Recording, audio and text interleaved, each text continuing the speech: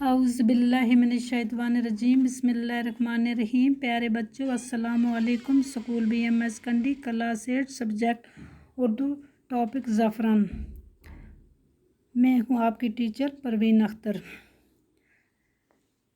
مشہور شاعر کالی داس نے اپنی کتابوں میں زعفران کے کھیتوں کے حسن کی جا بجا تعریف کی ہے۔ سنسکرت کا کوئی طالب علم کالی داس کو فراموش نہیں کر سکتا۔ زعفران کے حسن نے شاعروں، ادیبوں اور مفکروں کو اپنی طرف متوجہ کیا ہے۔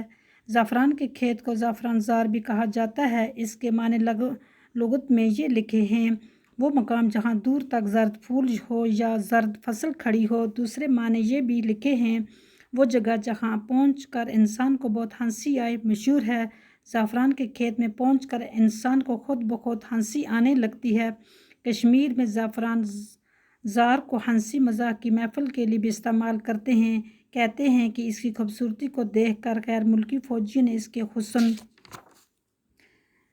کے آگے اپنا سر جھکا دیا اور وہ اس کی خوبصورتی میں کھو گئے۔ کہا جاتا ہے اسکندر اعظم کے یونانی فوجیوں نے جب کشمیر کی وادی میں زعفران کے کھیتوں کا حسن دیکھا تو وہ حیران رہ گئے۔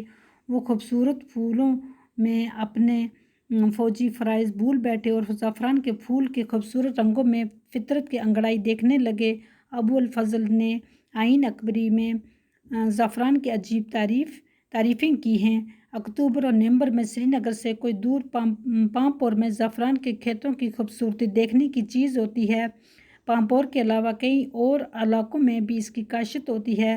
زعفران کے پھولوں پر جب چاند کی دل آویز روشنی پڑتی ہے تو یہ کہنا پڑتا ہے کہ اگر کوئی بہشت ہے تو بس یہی زمین ہے۔